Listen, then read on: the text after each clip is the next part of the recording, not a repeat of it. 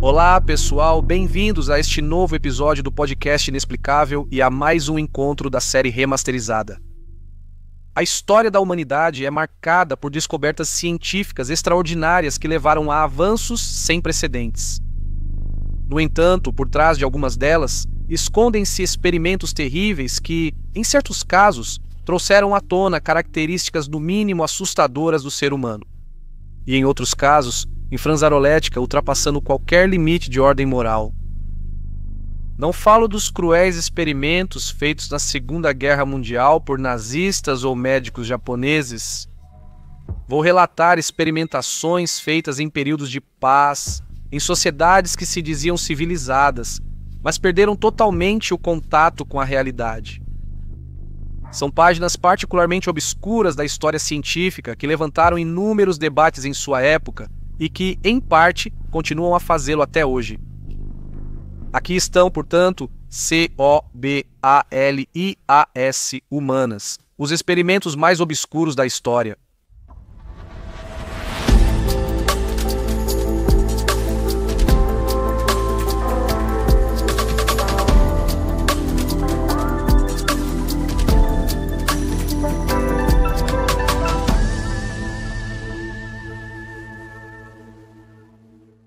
O experimento Milgram. Em 1961, no jornal New Haven Register, apareceu um anúncio curioso que citava: buscam-se 500 homens para estudos científicos sobre memória e aprendizagem. A remuneração será de $4 por hora. Atraídos pelo dinheiro fácil, ao longo dos 2 anos seguintes, centenas de pessoas apareceram no laboratório onde eram feitas as seleções. O julgamento em Jerusalém contra Adolf Eichmann e Stanley Milgram havia acabado de terminar. Era um professor de psicologia da Universidade de Yale, que logo após o fim da Segunda Guerra Mundial, começou a se debruçar sobre uma questão. Era possível acreditar que os oficiais nazistas estavam apenas cumprindo ordens?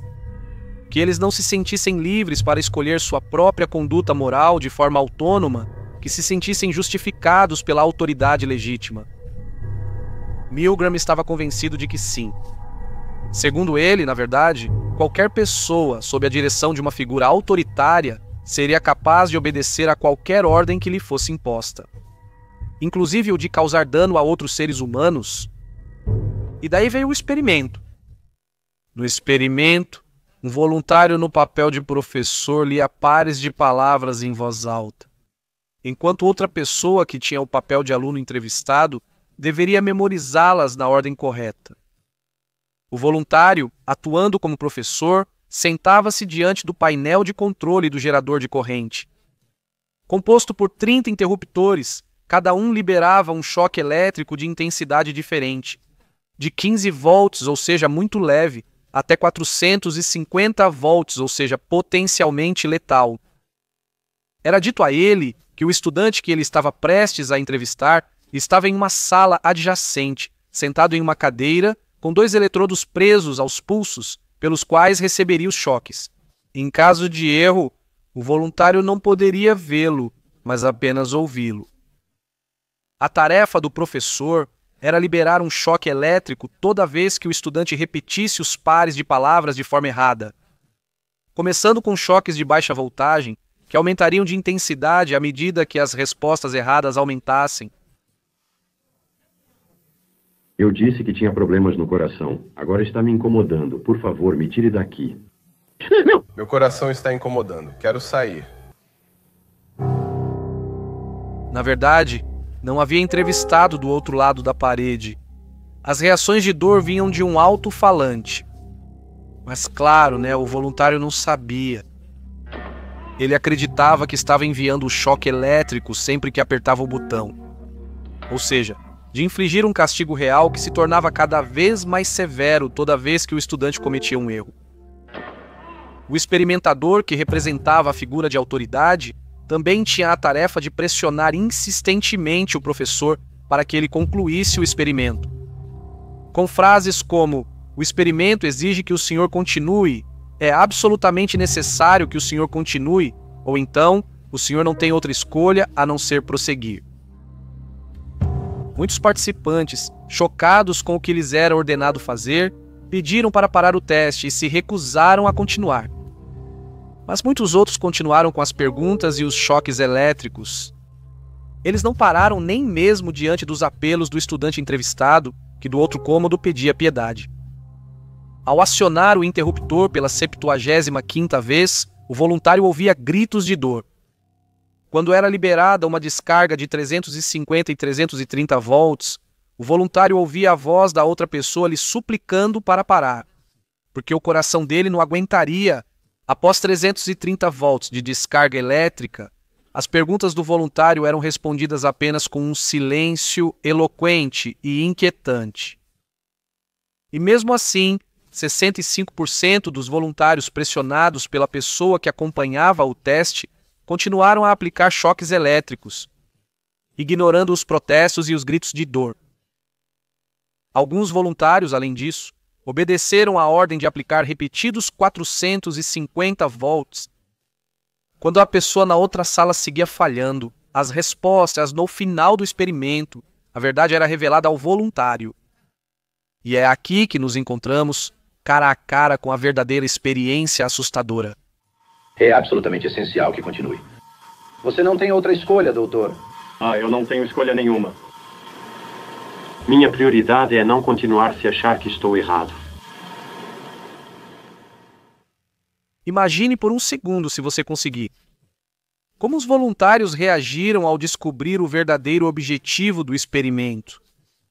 Sob pressão de uma autoridade, alguns deles foram capazes de liberar choques elétricos que, se tivessem sido realmente aplicados ao entrevistado, poderiam ter sido potencialmente fatais. Essas pessoas foram atraídas com engano por meio de um anúncio em jornal. Não lhes foi oferecida uma explicação clara dos riscos do experimento antes que ele acontecesse. E lhes fizeram acreditar que estavam causando dor física a outro ser humano.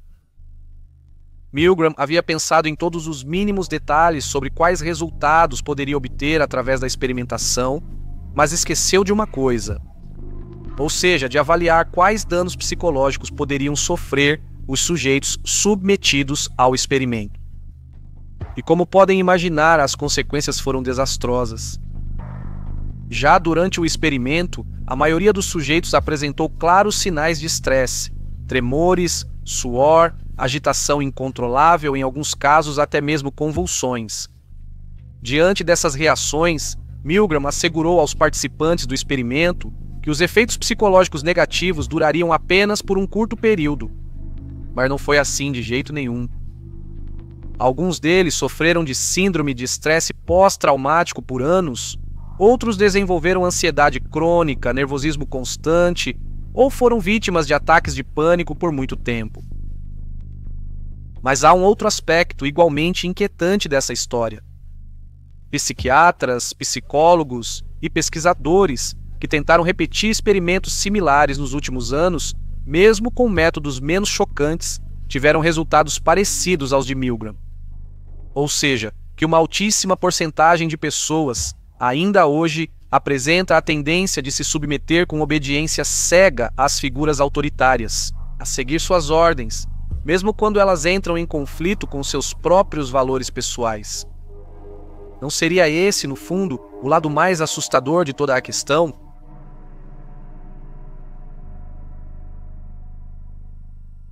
Universo 25. Nos anos 60, o malthusianismo começou a se tornar o centro de uma ampla discussão e de uma verdadeira preocupação. Segundo a definição dada pela Wikipédia, trata-se de uma doutrina econômica que, baseando-se nas ideias do economista inglês Thomas Malthus, atribui principalmente à pressão demográfica a disseminação da pobreza e da fome no mundo. Para ficar claro, quanto mais habitantes houver na Terra, menos recursos naturais estarão disponíveis no planeta. Os estudiosos teóricos estavam convencidos de que, se o crescimento da população não começasse a ser controlado de alguma forma, o resultado seria catastrófico. Fome, caos, guerras pelos recursos restantes e, naturalmente, um número impressionante de mortes. Eram só teorias, mas em 1968, um cientista quis estudá-las mais a fundo. A única forma seria criar um experimento capaz de confirmá-las ou refutá-las de vez. O cientista João Callum não teria seu nome facilmente esquecido nos anos seguintes. Mas vamos por partes. Em 9 de julho de 1968, em um instituto de pesquisa em Maryland, Callum colocou 8 camundongos brancos em um recinto de 2,7 metros de largura e paredes de 1,3 metros de altura. Como nutricionista especializado em comportamento animal, John sabia que vivia em uma época de rápido crescimento populacional. E aqueles ratos brancos presos naquela gaiola lhe dariam pistas claras sobre o que provavelmente aconteceria caso a Terra se tornasse pequena demais em relação à população existente. O experimento foi chamado de Universo 25, assim como o habitat que havia sido criado para os animais, Universo 25. Foi criado como um paraíso para ratos, construído de forma que todas as necessidades básicas, água, alimentação, materiais para construir ninhos e áreas para construí-los, estivessem disponíveis em abundância. O espaço era limitado, mas todo o resto estava presente em quantidades mais do que suficientes durante toda a duração do experimento. Além disso, os 8 ratos escolhidos eram os melhores exemplares do instituto, e foi garantido que fossem também os mais saudáveis. Em teoria, aquele habitat paradisíaco poderia abrigar um total de 3.800 ratos. O conforto e a ausência de perigos logo trouxeram resultados. Após um período de adaptação de cerca de 3 meses, os ratos começaram a se reproduzir. Após 315 dias do início do experimento, os ratos já eram 600, mas curiosamente o crescimento deles começou a diminuir. Como eu disse, no habitat não faltava absolutamente nada. Os recursos eram abundantes. O que começava a faltar era espaço. E foi justamente a necessidade de mais espaço vital que levou às primeiras consequências estranhas no comportamento dos ratos. Quando o número de ratos vivos superou em muito o número de papéis disponíveis na sociedade, o comportamento deles começou a apresentar anomalias nunca antes observadas. A agressividade aumentou e se tornou generalizada. 300 ratos machos lutavam continuamente por território, sem o qual não conseguiam se reproduzir. Mas a concorrência ficou tão estressante que eles começaram a abandoná-lo aos poucos.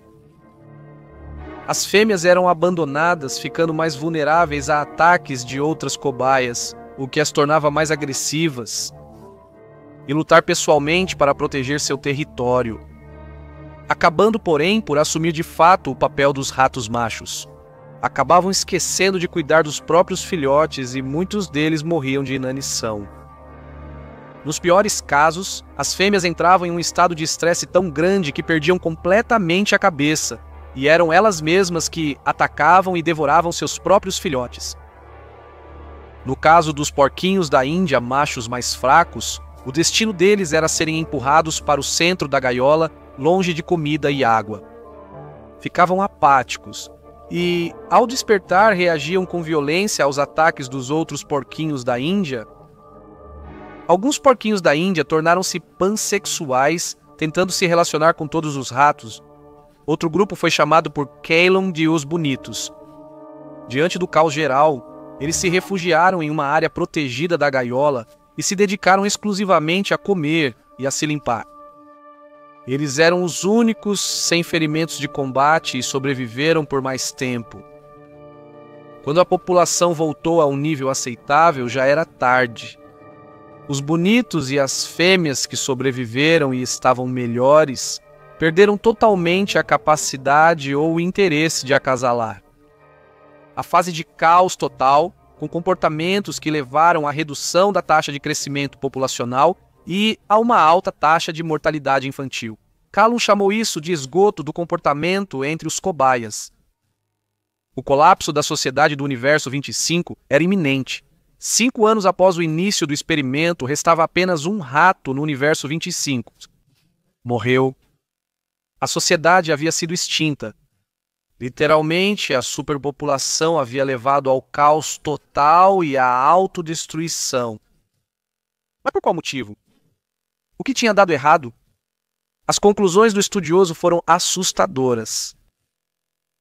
Em um cenário onde a redução das mortes naturais leva à sobrevivência de um número excessivo de indivíduos, os papéis sociais normais da espécie começam a se tornar escassos.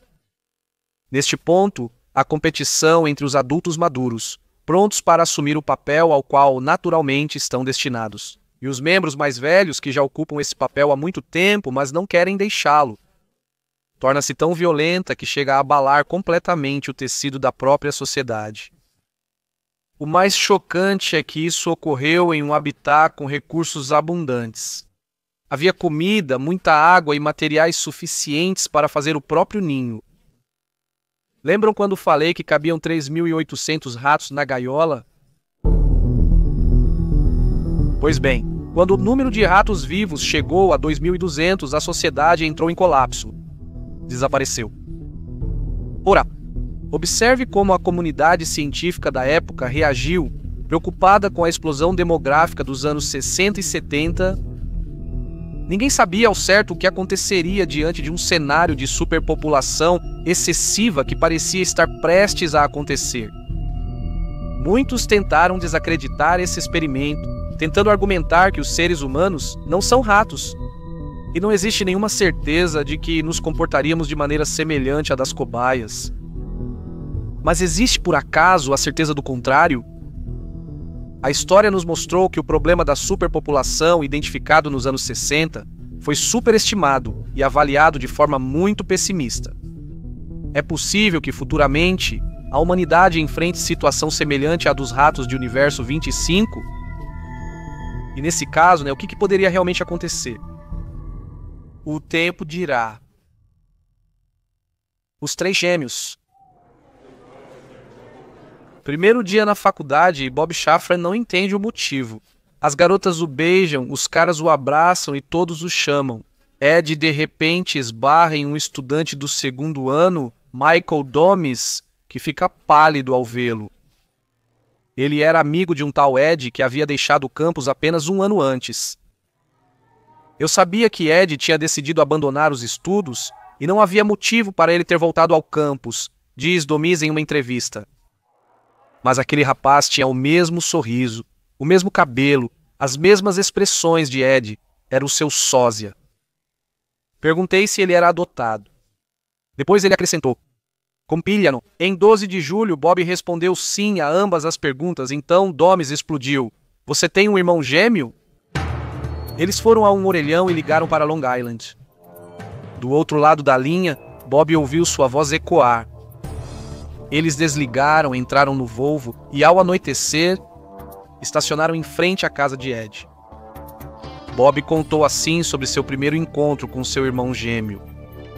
Eu estava prestes a bater na porta, mas ela se abriu antes mesmo que eu pudesse fazer isso, e me deparei com um espelho.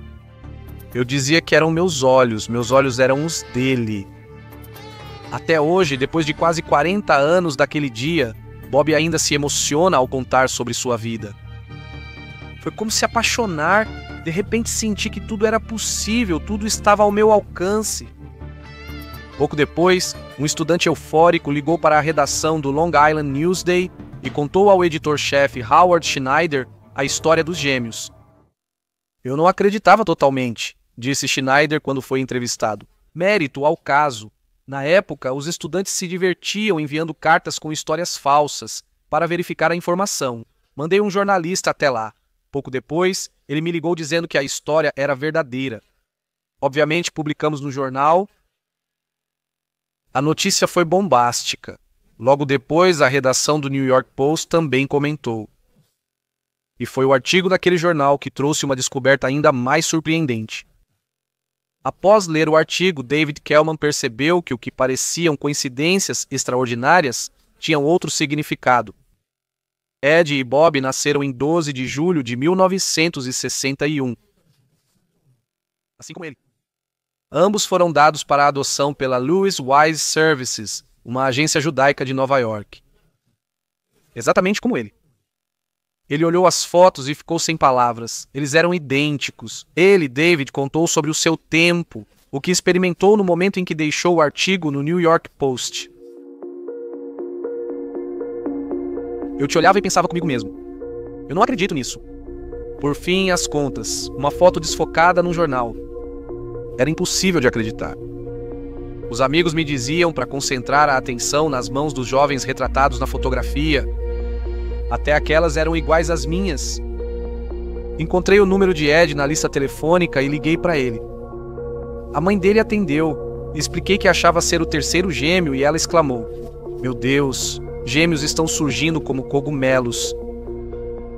Dias depois fui à casa de Ed. Bob estava lá. Era como ver dois reflexos no espelho. Até os pais dos 3 adolescentes tinham dúvidas. Em busca de respostas, foram à agência de adoção. Depois de pedir explicações, os responsáveis da agência alegaram que 3 gêmeos seriam um peso grande para uma família, por isso decidiram separá-los. O pai de Davi ficou tomado pela raiva. "Teríamos ficado com os 3, ele gritou. Na rua, o pai de Bob percebeu que esqueceu o guarda-chuva no escritório e voltou para pegá-lo. Surpreendeu os diretores enquanto comemoravam com champanhe a solução do problema. Nunca esqueceu essa cena. Querendo recuperar o tempo perdido, os 3 gêmeos entraram na mesma faculdade e começaram a aparecer na televisão, cruzando as pernas iguais, fumando o mesmo cigarro e contando que todos fizeram boxe no colégio, além de compartilharem preferências alimentares. A gente faltava às aulas para pegar um avião e ir para a televisão, lembra, Dave? A gente dizia: "Professor, precisamos ir, a limusine está nos esperando na rua." Após recusarem várias ofertas, inclusive de Hollywood, decidiram abrir juntos o restaurante Triple's Romanian Steakhouse, a Soho, Nova York. O restaurante lotava à noite, a vodka era farta e todos iam para a pista de dança. Segundo David, no primeiro ano eles ganharam $1 milhão, mas de repente tudo começou a dar errado. Primeiramente, o pai de Davi morreu. Um homem de bom coração que tratava os 3 irmãos como se fossem todos seus filhos e conseguia canalizar as diferenças deles, mantendo-os unidos. A ausência dele também causou o inevitável. Em 1993, após uma briga marcante, Bob deixou o restaurante e os 3 irmãos. Edwin ficou profundamente abalado. Brenda, sua esposa, que após a separação havia caído em depressão, em 1995, depois de 2 anos lutando contra a doença, decidiu tirar a própria vida. A tragédia marcou profundamente a vida de Bob e David. Mas logo ali, uma outra descoberta os aguardava que mudaria ainda mais a vida deles. Embora sempre tivessem dito a eles que a decisão de separá-los ao nascer era por uma razão prática. Ou seja, achava-se que nenhuma família aceitaria cuidar dos 3. A verdade era diferente e muito mais perturbadora. Um dia, um jornalista chamado Lawrence Wright entrou em contato com eles para contar algo que havia descoberto. No âmbito das pesquisas conduzidas sobre um psiquiatra de Nova York chamado Peter Neubauer, Neubauer havia desenvolvido um grande interesse no estudo de gêmeos. Suas pesquisas, aliás, aparentemente careciam de uma base científica válida. Isso o levou à convicção de que os gêmeos viviam melhor separados e que uma proximidade excessiva entre eles poderia causar problemas de ordem emocional e até mesmo intelectual. Assim nasceram Ed, Bob e David, filhos de uma jovem que engravidou durante um baile no colégio e que havia manifestado a intenção de colocá-los para adoção. Peter Neubauer percebeu o que considerou uma oportunidade valiosa para realizar um experimento ambicioso. Parecia só confirmar, você é como eu ou não? Ah, sim. Nós somos, era basicamente tão simples assim. Um homem disse que são 3 variações da mesma música e... não consigo explicar melhor que isso. Em 1875, Sir Francis Galton, o fundador da genética comportamental, argumentou que o estudo de irmãos idênticos, criados em ambientes distintos e sem contato entre si, era a melhor maneira de investigar o eterno debate sobre o que é inato e o que é adquirido nos seres humanos. Do ponto de vista científico, nada era mais atraente do que colocar gêmeos em famílias diferentes e estudá-los enquanto cresciam. A pesquisa nesse sentido teria sido revolucionária. Neubauer já era consultor do Instituto de Adoção que cuidou do caso dos 3 gêmeos. E não demorou muito para convencê-los a se tornarem cúmplices do estudo. Os gêmeos foram dados em adoção para famílias diferentes que nunca foram informadas da existência dos irmãos. Mas o pior é que, durante todo o período da pesquisa, Neubauer os visitava regularmente por motivos de estudo. A lembrança de Davi dessas visitas foi descrita desta maneira. Um homem e uma moça vinham até a casa. Eles me faziam preencher questionários e testes, me filmavam enquanto eu andava de bicicleta ou quicava uma bola. Por um dia ao ano, eu era o centro das atenções. Se eu ainda considerasse que estava na companhia de uma garota bonita, bem, era o máximo. Mas havia um lado ainda mais sombrio nisso. 2 anos antes da chegada dos trigêmeos, Neubauer havia convencido as famílias que cuidariam deles a acolher uma garota mais velha, enviada para lá com um único propósito: estudar o irmão que chegaria depois. Logo, o psiquiatra tratou os gêmeos apenas como cobaias de laboratório, em nome da ciência. Ele pensava que tudo devia ser permitido. Por exemplo, ele não se preocupou que Bob perdesse a visão de um olho devido à ambliopia, um distúrbio do qual Davi também tinha sofrido, mas do qual ele evitou as consequências mais graves. Isso porque o pai adotivo de Davi não tinha aceitado a ideia de que fosse uma doença incurável. E depois de consultar 10 especialistas, ele encontrou um que foi capaz de operá-lo e resolver o problema. Na prática, Neubauer sabia como tratar o distúrbio de Bob, mas o deixou sofrer e perder a visão só para continuar estudando-o sem interferências. Mas essa foi só uma das atitudes questionáveis que Neubauer permitiu por seu interesse científico. Bob afirmou em uma entrevista: "Minha adolescência foi um verdadeiro inferno. Eu tinha a sensação constante de que faltava algo na minha vida." Seus pais o mandaram para vários psicólogos e, no final, ele entrou em uma escola para estudantes problemáticos. Neubauer estava sempre alerta, mas observava em silêncio. Eles sabiam de tudo, mas nunca se deram ao trabalho de explicar que havia fatores que poderiam ajudar a entender meus problemas, disse Bob. E isso só para não comprometer o experimento insano que eles vinham conduzindo há anos. Peter Neubauer faleceu em 2008, antes dos gêmeos pedirem explicações. O psiquiatra, por enquanto, foi entrevistado uma vez pela doutora Nancy Siegel, professora de psicologia e autora do livro Twin Misconceptions, Mitos e Mal-Entendidos sobre Gêmeos. E mesmo nessa ocasião, ele não demonstrou o menor sinal de remorso pelo que fez. Mas há um fato digno de nota a ser mencionado aqui. Neubauer nunca publicou seu trabalho sobre gêmeos. Ninguém jamais conseguiu entender o porquê. Ele estava convencido de que separar os 3 irmãos trigêmeos ao nascer era justificado pelo progresso no campo científico. O que impediu você de mostrar os resultados ao mundo? Talvez por medo de desagradar as pessoas erradas. Ou talvez os resultados dele não fossem os esperados. Pensando no seu próprio caso, Davi chegou a uma conclusão: nem tudo é inato no ser humano. Segundo ele, resulta da combinação de fatores. Por exemplo, afirmou ter desenvolvido certos mecanismos de defesa graças ao apoio de sua família. Mas parece haver algo que liga irmãos gêmeos, que vai além do que a ciência é capaz de explicar. Ainda hoje. Mesmo na infância, Bob sentia que algo faltava em sua vida. Do ponto de vista racional, não haveria motivo para isso. E mesmo assim, cada um deles guardava no fundo de si a convicção de que algo importante lhes havia sido tirado.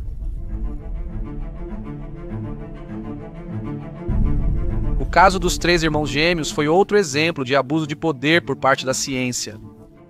É um experimento muito mais terrível do que pode parecer à primeira vista.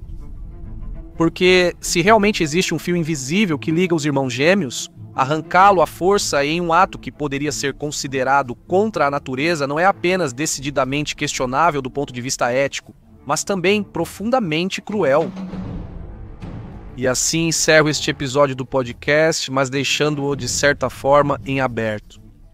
porque em um dos próximos episódios vou trazer para vocês uma segunda parte deste assunto, na qual vou falar sobre outros 3 experimentos extremamente cruéis que mostram um lado ainda mais sombrio da ciência. Enquanto isso, o que vocês acham dos experimentos sobre os quais falei nesta primeira parte? Qual deles impressionou vocês? Qual deles deixou vocês mais irritados? Me contem nos comentários. O podcast Inexplicável é uma série original criada, escrita e apresentada por Luca Parrella, com produção, edição e design de som de Matteo Alessandro. Siga no YouTube, plataformas de música e podcast.